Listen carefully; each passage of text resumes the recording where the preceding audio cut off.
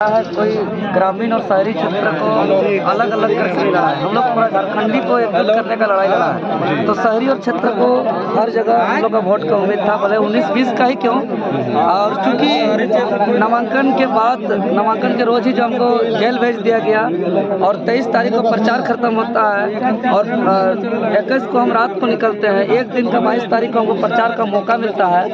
उसके बावजूद हम लोग का प्रदर्शन इतना बढ़िया है कि सिल्ली का, अगर हम बात करें सिल्ली विधानसभा का, तो चौथे पांचवें राउंड में हम लोग सबसे आगे लीड में हैं। आपका इचागढ़ विधानसभा से लगातार अभी तीसरा चौथा पांचवा राउंड में हम लोग आगे चल रहे हैं। उसी प्रकार अभी खिजरी विधानसभा में भी हम लोग पांचवा राउंड में आगे चल रहे हैं। इस प्रकार कहीं ना कहीं अब हम लोग का कहीं आगे कहीं पीछे गणना के अनुसार हो रहा है, लेकिन हम जनता का जो जनादेश होगा उसको हम लोग स्वीकार करेंगे और हम जितना वोट लेके आएंगे जिस विधानसभा से, हम उतना पेड़ लगा करके जो गर्मी से परेशान हो रहा है इस प्रकृति को हम लोग बचाने का काम करेंगे और जितना वोट लेके आएंगे उतना हम पेड़ लगाने का काम करेंगे। ये उम्मीद था, भरोसा था कि JBKSS ने जो काम किया उसके आधार पर वोट मिलेंगे?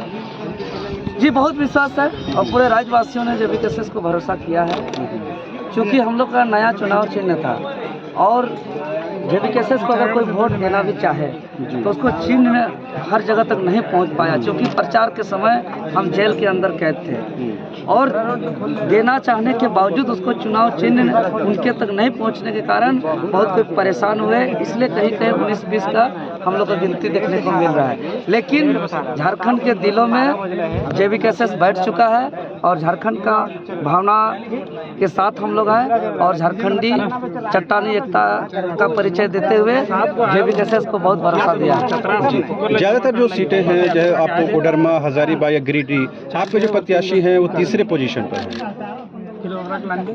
जी, यहाँ पोजीशन बहुत बड़ा मायने नहीं रखता है। मायने ये रखता है कि हम लोग का अगर 8 सीट पे लड़े हैं तो हम लोग का अलग अलग प्रत्याशी का अलग अलग चुनाव चिन्ह है।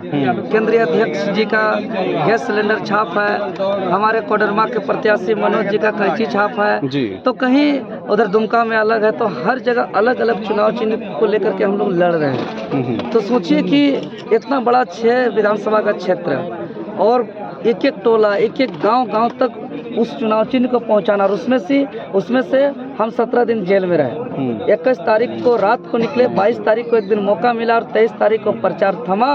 उसके बावजूद जनता ने इस लड़ाई को लड़ा है और लड़ते लड़ते अपार समर्थन और प्यार दिया है। जी, तो ये लग रहा है कि अभी जो रुझान और संकेत मिल रहा है, ये विधानसभा चुनाव में और ज़बरदस्त तरीके से इसका फीडबैक मिलेगा? जी बिल्कुल, निश्चित ही विधानसभा में और बहुत बेहतर, क्योंकि अभी या तो पोलिंग हॉल के अंदर की चर्चा बात करें या बाहर निकलने के बाद देखें बाहर की चर्चा की बात करें, यहाँ जीतने वालों से ज़्यादा हम लोग का तीसरे स्थान वालों का चर्चा चल रहा है। हर जगह हर एक के जुबान में सिर्फ हम ही लोग का चर्चा चल रहा है। तो चर्चा में सबसे ज़्यादा है तीसरे नंबर में रहने के बावजूद। इसका मतलब हम लोग राज्य का बागडोर आगे हम लोग संभालेंगे। ये लग रहा है कि जो आप लोगों ने विषय उठाया, झारखंडियत का विषय, झारखंड फर्स्ट का विषय, आदिवासी मूलवासी समाज के डेवलपमेंट का विषय, क्या लोगों ने इसे हाथों हाथ लिया, ऐसा लग रहा है? जी बिल्कुल लिया है। और चूंकि चुनाव के दौरान बहुत तरह का दिग्भ्रमित किया गया कि अरे देवेंद्र नाथ महतो तो जेल में है,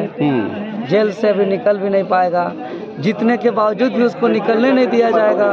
इस तरीके से तरह तरह का दिग्भ्रमित करके भोले भाले जनता को दिग्भ्रमित किया गया है, जिसकी वजह से कुछ लोग दिग्भ्रमित हुए, लेकिन तन मन धन समर्पित भावनाओं के साथ पूरी तरह से जुड़े हुए और हम लोग के साथ जनता का आशीर्वाद है। ये सिल्ली में जो आपको लीड मिल रहा है, ये तो आजसू के लिए खतरे की बात है?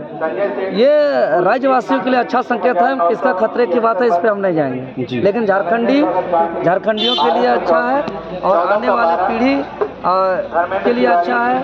झारखंड के जल जंगल जमीन, यहाँ के आरक्षण, यहाँ के रिजर्वेशन, यहाँ के जो आज तक नीति नियम कानून नहीं बन पाया, स्थानीय नीति, नियोजन नीति, विस्थापन नीति, उद्योग नीति, खनिज मुनाफा बंटवारा नीति, ये सब बनेगा और राज्य के हित और कल्याण के लिए संकेत है, ये निश्चित है। तो राष्ट्रीय स्तर पर जो संकेत मिल रहे हैं वो क्या बदलाव के लिए संकेत है, आपको लग रहा है?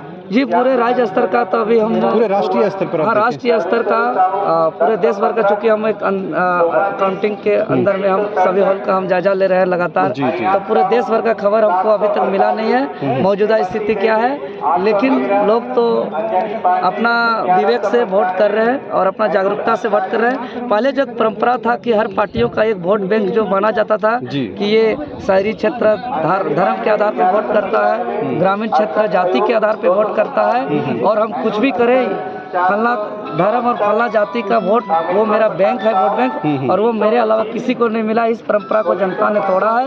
यह बहुत बड़ा संकेत है आने वाला दिनों के लिए। धनबाद में भी आप लोग 3rd पोजीशन में, तो लग रहा है कि इखलाक अंसारी वहाँ अच्छा कर रहे हैं। जी बिल्कुल, पूरे राज्य में अच्छा कर रहे हैं। जी जी। पूरे ये माने कि ये चुनाव परिणाम चाहे जैसे भी हो, तो देवेंद्र नाथ महतो की जो पहचान है, आंदोलन और छात्रों का विषय उठाना, ये फिर से जारी रहेगा। जी हम लोग का संघर्ष जारी रहेगा, और संघर्ष और जोश उत्साह के साथ हम लोग करेंगे। तो ये माना जाए कि अभी जेपीएससी हो, जेएसएससी, तमाम विषयों को लेकर फिर से मैदान में उतरेंगे। नहीं हम लोग हमेशा रहेंगे। वो तो सांसद जितने पर भी रह गए, जिस मुद्दा से हम लोग लड़े हैं कि जेपीएससी जेएसएससी का कचरा को सफाई करना जी। है, यहाँ के राज्य के हित के छात्रों के हित में नीति बनाना है, नियोजन नीति बनाना है।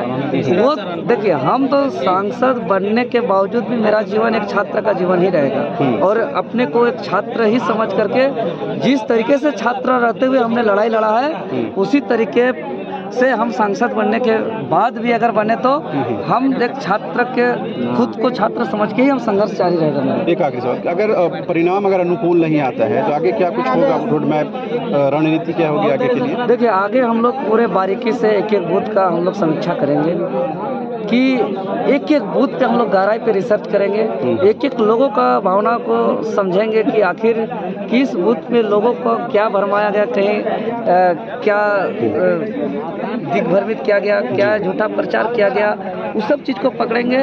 और एक एक बूथ पे हम लोग, चाहे वो 100% वाला बूथ का बात हो या 0% वाला बूथ का बात हो, हर एक बूथ पे जाकर के रिसर्च करेंगे। पूरा हम लोग का 2377 बूथ में जाके हम समीक्षा करेंगे, और उस एक बूथ का समीक्षा में पूरा बूथ के तमाम वोटर लोग उसमें शामिल होंगे। ऐसा प्रयास करेंगे, चाहे इसके लिए दिन रात एक क्यों ना करना पड़े। क्या शहरी क्षेत्र में जो वोट बढ़े, इसके लिए क्या शहरों में भी मेहनत करने की जरूरत है? बिल्कुल करेंगे, और शहरों में भी अच्छा होगा।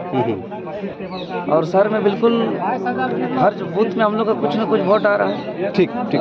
आपने सुना किस तरह से देवेंद्र नाथ महतो